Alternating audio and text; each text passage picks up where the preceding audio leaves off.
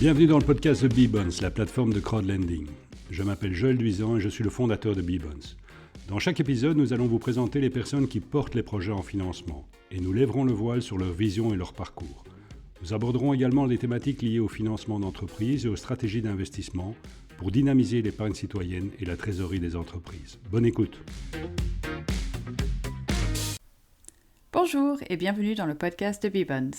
Aujourd'hui, nous vous emmenons au Cap Ferret pour vous présenter une opération de refinancement portant sur une propriété d'exception, la Villa de l'Ermitage.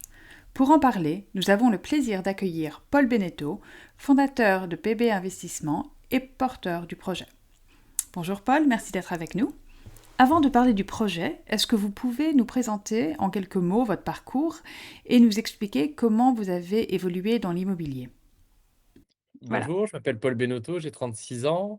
Donc, je suis le président de PB Investissement, société de marchand de biens depuis plus de 10 ans, sur la place de Bordeaux. À la jeunesse, nous avons commencé avec des appartements. Ensuite, nous avons été sur des immeubles à la période où tout se vendait très rapidement, notamment sur de l'investisseur et où on a eu un essor important de la ville de Bordeaux. Par la suite, nous avons fait des villas. Donc, Bordeaux et sa périphérie, que des emplacements premium. Ça a toujours été quand même la directive de la société. Et ensuite, nous avons été vers ce quoi je tendais depuis le début du projet, c'est vers de la villa de luxe. Donc, directement le Cap Ferret et le Pilat. Et donc là, on parle d'un parcours immobilier, mais votre carrière ne se résume pas à l'immobilier. Vous avez une Non, autre phase non, avant. Est-ce qu'on peut en parler un petit peu ? non, tout à fait. Moi, j'ai été dans la mode où je concevais des habits, beaucoup de costumes. On fait des collaborations avec Smalto, avec Castelbajac. Donc, j'ai baigné dans cet univers créatif. Et en parallèle de ça, j'avais un papa qui avait une entreprise générale du bâtiment. Donc, si vous voulez, la liaison s'est faite assez rapidement. Et on a pris la décision d'investir sur un premier appartement qui était petit, qui faisait 50 mètres carrés, où on a tout rénové et redécoré. Et à la suite de ça, on a vendu ça très rapidement. Et puis, petit à petit, ça fait boule de neige. Et puis, plus de 10 ans après, aujourd'hui, on sort de gros projets, que ce soit au Cap Ferret et maintenant Cannes et Saint-Tropez. Et votre sensibilité créative, on va dire, est-ce qu'elle joue un rôle aujourd'hui dans vos Oui, développements immobiliers ? oui, par exemple, pour la Villa de l'Ermitage, on a fait plusieurs collaborations, notamment avec la Maison des Rôles, qui est pour le cabinet de curiosité, qui est l'un des plus beaux taxidermistes au monde. On a travaillé avec la maison Pierre Fray pour l'ensemble des tissus. On a Soufiane Zarib, qui est un des plus gros designers marocains, qui nous a fait tous les tapis, table basse. On a travaillé aussi avec la galerie Estade, qui représente la famille de Bernard Buffet et Facianos. Je pense qu'il y a un sens commun à tout ce que l'on fait, c'est qu'il y a toujours une démarche artistique derrière. Et là où on en récolte les fruits, si vous voulez, c'est sur le retour que l'on a de nos locataires, puisque la maison fait partie des 5 plus belles maisons du Cap Ferret selon le collectionniste, où par exemple, cette année, on va louer pendant 16 semaines. Ce qui est beaucoup pour le Cap Ferret parce qu'on a une très grande saisonnalité. Et également, ça sécurise l'investissement parce que lorsque vous avez des projets coup de cœur, nos clients voyagent dans des hôtels de luxe, ont quand même un œil averti. Et donc, le fait de proposer des biens d'exception avec une décoration, un luxe, ça sécurise, en tout cas dans le fonctionnement de nos opérations. Pour nous, c'est un gage de sécurité.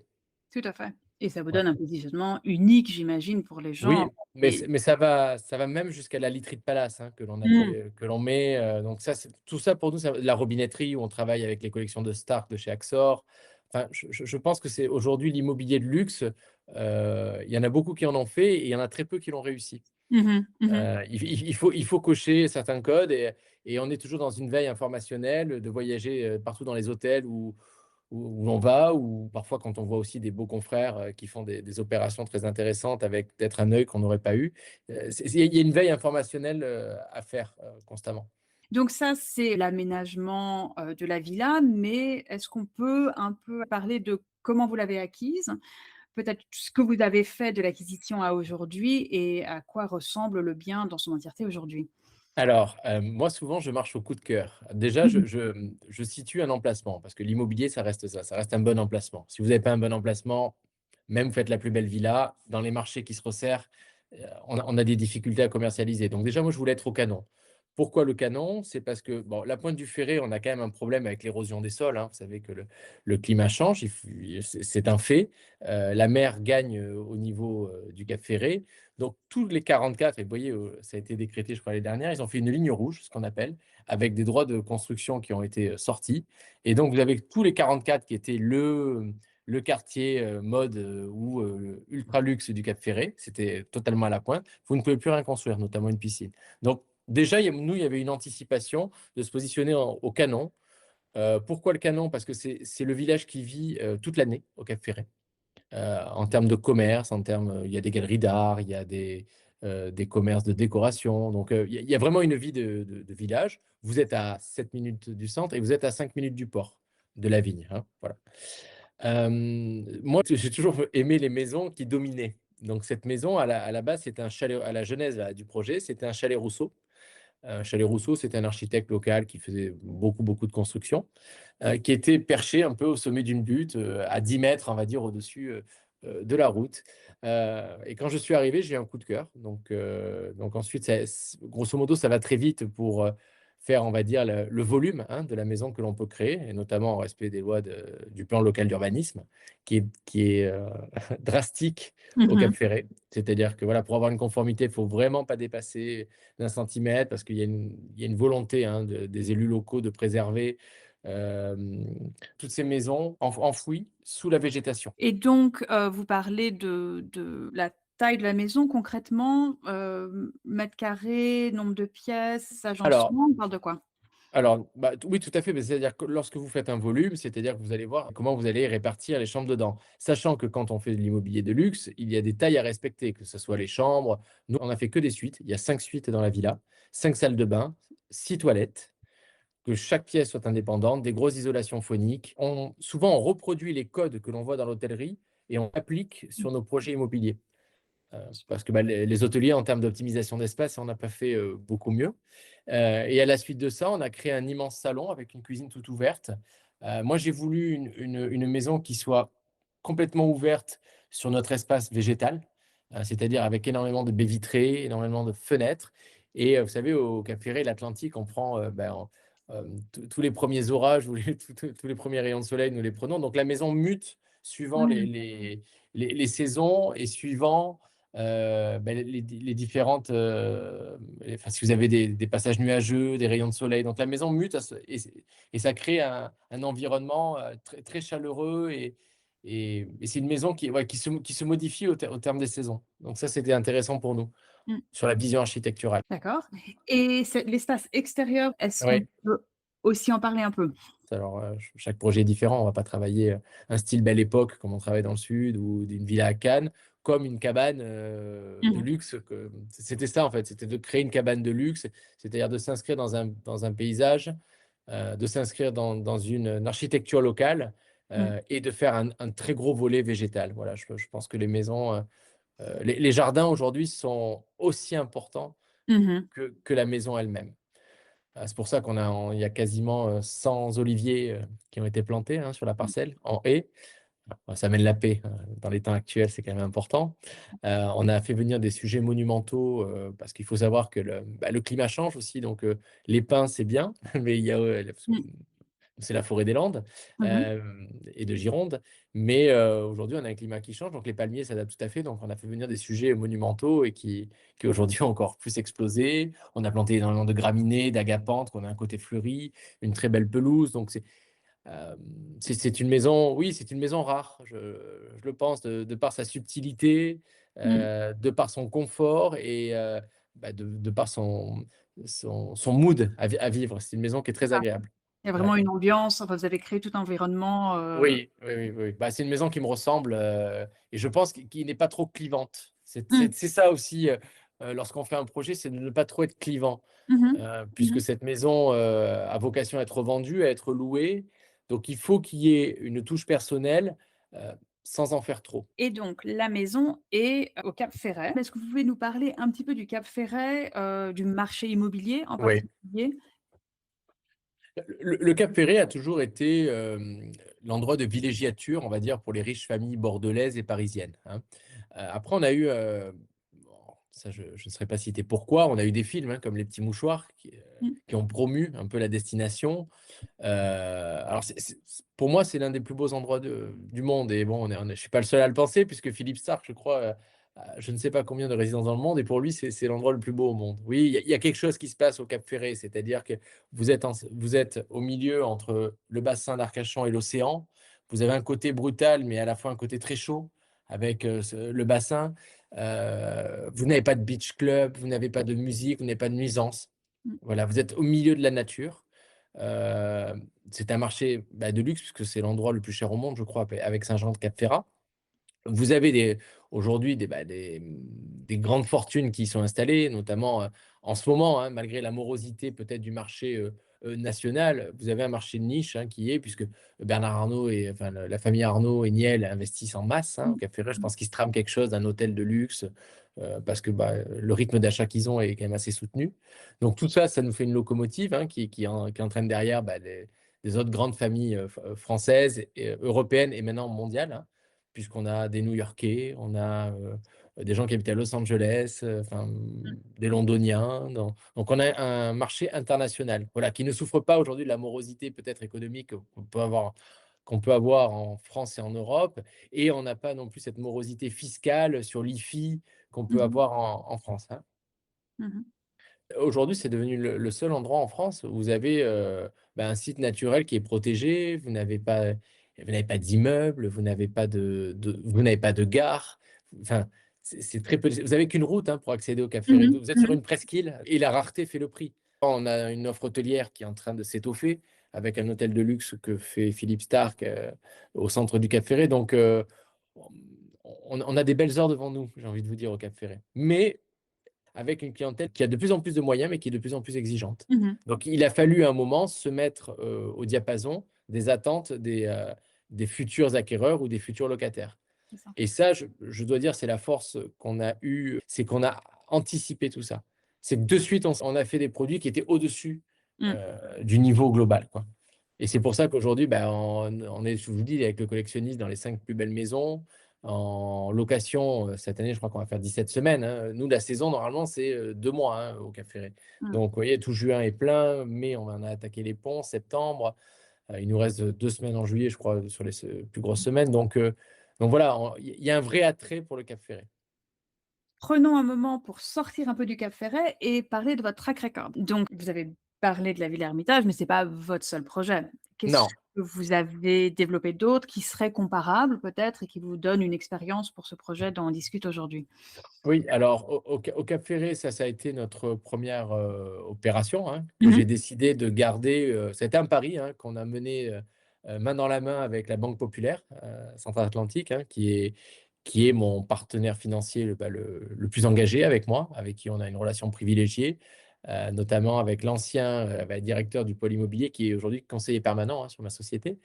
Donc ensuite, nous avons développé 2 projets. Nous avons actuellement une autre villa qui est qu'on vient de mettre à la vente, pareil, qui se situe dans les hauteurs, une villa de 350 carrés, hem, alors un style complètement différent, qui est à vendre à 6,5 millions et j'ai relancé directement un projet en hypercentre, pareil, pour avoir une offre, complètement différente, mais à la fois complémentaire, sur un projet en hypercentre, à 2 pas du marché, 2 pas de l'église, pour répondre plus à une clientèle, parisienne qui arrive en train à Mmh. Arcachon, qui Mmh. prend, si vous voulez, le bateau et qui vient chez elle, qui pose les valises, voilà. Sans grand jardin, une maison sur pilotis qui est à commercialiser là dans 10 jours. Pareil, hein, ces affaires ont été rondement menées puisque, bah, vous savez, quand vous faites un appel à une banque, vous avez grosso modo 24 mois pour boucler votre opération. Les emprunts s'arrêtent, ou les lignes de découvert s'arrêtent, en novembre prochain. Donc, on a fait tous les travaux et on a commercialisé au bout de 14-15 mois. Donc ce qui nous laisse quand même 9 mois pour commercialiser un bien et sachant qu'on arrive dans la saison estivale, voilà. Et au-delà du Cap Ferret, est-ce que vous avez aussi des propriétés de prestige, dans ce même genre de marché? Oui, bah, si vous voulez, aujourd'hui, on a 3 axes. On a Bordeaux pour le développement de la foncière, hein. C'est ce pourquoi aussi je fais appel à Bibons pour un projet de 30 logements là à Lormont. Nous en avons déjà 27, hein, sur la foncière familiale. qui sont en autofinancement maintenant avec des locataires, une division du risque par le nombre de locataires, hein, sur l'investissement. Nous avons le Cap Ferré, mais le Cap Ferré, pas que via PB Investissement, parce que j'ai aussi sur le groupe de construction, la SAS Benoto, des clients externes. C'est-à-dire qu'aujourd'hui, on fait à peu près 5 millions de chiffres sur 2025. La moitié est fait par PB et l'autre moitié, ce sont des clients externes qui font appel à nous. Donc la Villa de l'Ermitage, j'en reviens, a eu aussi ce rôle-là de faire une très belle vitrine pour Mhm. l'ensemble du groupe. Voilà. Et j'ai signé des très beaux marchés de travaux. Là, actuellement, on réalise une maison au Pilat et 2 autres maisons en travaux au Cap Ferré. Voilà. Donc, il y avait cet intérêt-là. Et ensuite, nous avons ouvert la troisième branche pour vraiment atteindre une clientèle internationale et aller au bout de notre raisonnement de villa avec vraiment une vision luxe, avec des accrochages d'artistes. Nous avons été dans le sud. Donc, nous avons réalisé une première opération à Saint-Tropez, financée par le BPAK, qui a été rondement menée, puisque nous avons commercialisé 3 semaines après, elle était vendue. L'acheteur était l'un des plus gros fonds brésiliens. Donc là, nous relançons une opération dans le même domaine, à Gassin, donc une énorme maison de 700 mètres carrés, hein, où le permis va être déposé d'ici peu. Et actuellement, en filiale de PB Investissement, hein, donc j'ai 100%, nous réalisons une très, très jolie villa à Cannes, pareil, de 700 mètres carrés, avec salle de sport, hammam, sauna, qui sera commercialisée en juin. Et d'ailleurs, avec une marge assez conséquente, parce qu'on parle d'à peu près entre 4 et 6 millions d'euros. D'où la garantie que j'ai donnée aux futurs investisseurs avec en plus de ma caution personnelle et du second rang, un ordre irrévocable du notaire à rembourser la dette dès que la maison sera vendue. Donc 3 axes de développement: foncière à Bordeaux et sa périphérie, réalisation de travaux et investissement au Cap Ferré et Pilat, hein, si on peut jumeler les deux, et un gros axe de développement dans le sud. Voilà, on a internalisé, hein, toutes nos équipes. Alors, la SAS Benoto, qui est la société qui gère les travaux, qui est filiale, hein, de PB Investissement. Aujourd'hui, il y a à peu près 60 personnes en indirect, c'est-à-dire qu'aujourd'hui, j'ai créé 2 groupements, enfin, d'artisans, un dans le sud et un à Bordeaux, où j'assure 80 à 90% du chiffre d'affaires de chaque société. Alors, on a une antériorité puisque ça fait maintenant 10 ans qui travaillent pour nous. Mais ça permet de ne pas avoir de masse salariale, zéro masse salariale au sein de l'entreprise, et de pouvoir compter sur une équipe, je vous dis, de 60 personnes en direct et 100 en indirect. Les équipes, par exemple, tous les ateliers de menuiserie travaillent également pour les projets que l'on a dans le sud. Tout ce qui est atelier, voilà. On a eu un développement en gardant notre base, hein, qui est solide, sur Bordeaux. Vous avez commencé à parler un petit peu donc justement du projet à Bordeaux et de la connexion avec la campagne de Bibons. Donc rentrons Oui. maintenant dans la campagne. Pourquoi faites-vous appel aux investisseurs aujourd'hui sur Bibons? Alors, il y a très peu de ça, la mairie de Lormont, qui est une ville périphérique de Bordeaux, où nous avons déjà 4 immeubles, hein, en location, en pierre, hein, à chaque fois, il y a entre 8 et 12 appartes, ou qui se louent très bien avec des locataires premium, les garanties de loyer impayées. Donc, ils sont venus nous chercher parce qu'ils avaient une bâtisse qui était classée, avec un grand parc sur lequel on pouvait faire une construction. Et aujourd'hui, c'est devenu la ville de Lormont, c'est placé en ville silver. Ville silver, c'est quoi? C'est une ville qui va être un peu la locomotive de tous les centres hospitaliers, la gestion du troisième âge, la gestion du soin à la personne sur la métropole de Bordeaux. Donc, ils ont besoin de logement. Donc, nous, on répond à un besoin pour loger leurs médecins, leurs aides-soignants, de tous les DRH, de tous les centres hospitaliers. Donc, on a rencontré les DRH, on a validé la grille des loyers, et donc la mairie de Lormont nous épaule sur ce projet-là, où on sort 32 logements. Donc, une partie construction et une partie réhabilitation de la bâtisse qui est classée, pour mettre en location et faire un développement de foncière familiale. Donc cet investissement représente à peu près 4,5 millions. La BNP nous finance, hein, ce projet-là. Et on doit apporter des apports qui sont plus que conséquents, c'est-à-dire à peu près 1,2 million. Et sachant que moi, j'ai déjà mis pour la construction, enfin pour la conception, pardon, du permis de construire, des différentes annexes, des études, etc., 300 000 euros de fonds propres. Donc, le développement de foncière, c'est quelque chose qui est énergivore en termes de fonds. Et donc, on a besoin à un moment de dégager certaines marges qu'on avait de bloquer dans nos opérations. Vous proposez un taux d'intérêt brut annuel de 11 sur Oui. 24 mois. Comment est structuré le remboursement et les paiements des intérêts? Exactement. Donc le paiement des intérêts a été internalisé avec la levée de fonds, hein, c'est-à-dire qu'il y a une partie qui va rentrer pour l'apport effectivement de l'hormone, et une partie qui va être, stockée sur un compte et qui va servir au remboursement et assurer les paiements, en temps et en heure. Et ensuite la vente de la villa et le cas échéant, la vente de la villa de Cannes directement, hein, si l'une est vendue avant l'autre, feront le remboursement de la dette totale. C'est pour ça que c'est une durée d'engagement de 24 mois, mais avec une possibilité que ça se rembourse beaucoup plus vite, suivant l'évolution. Et la villa de l'Ermitage aujourd'hui est valorisée à combien? 4,2 millions. 4,2 millions. Hors Parfait. meubles, c'est pour ça, parce que aujourd'hui, il y a quand même du mobilier qui vaut très cher, de designer. Mmh. Ça pourra être aussi dans l'axe de négociation avec les futurs acquéreurs. Mais on est autour de 4 millions. Enfin, Oui, bah, si vous voulez, c'est une villa qui a déjà aussi des rentrées locatives mmh. à hauteur de 180, entre 180 et 220 000 euros. Donc, il y a aussi tout ça qu'il faut considérer lorsque vous vendez la maison. C'est une maison qui a un nom aujourd'hui au Cap Ferret. Puis ça, c'est pas moi qui le dis, hein. Vous voyez dans le Oui, oui. collectionniste, on a été cité parmi les plus belles maisons. Je pense qu'en rapport locatif, on doit être dans le top 10. Donc, tout ça suscite aussi un intérêt pour des gens qui veulent allier plaisir et investissement. Est-ce que vous avez un dernier mot pour nos auditeurs aujourd'hui? Bah, déjà, je voudrais leur remercier de leur future confiance, finalement, sur ce projet-là. Je pense qui est assez, lisible, qui est assez, séduisant et qui présente très peu de risques puisque vous savez, lorsqu'on fait une opération immobilière, souvent le risque, en tout cas avec l'œil d'un banquier, ce sont les travaux et la gestion. Là, on arrive sur un produit fini, dans un emplacement, sublime qui est le Cap Ferré, bon, qu'on ne présente plus, j'imagine. Surtout pour les Belges, parce qu'on a une très grosse clientèle belge, Ah oui. hollandaise, ouais, ouais, tous les Benelux et tout ça, oui, vous êtes très présents, dans notre région et nous en sommes ravis. Mmh. Donc voilà, je les remercie parce que c'est un premier projet que l'on fait avec vos analystes et puis avec vous, hein, avec ce fonds et j'espère que ça emmènera, beaucoup d'autres. Merci beaucoup, Paul. Pour en savoir plus sur le projet, rendez-vous sur bibons.com. Merci de nous avoir écoutés et à très bientôt pour un nouvel épisode.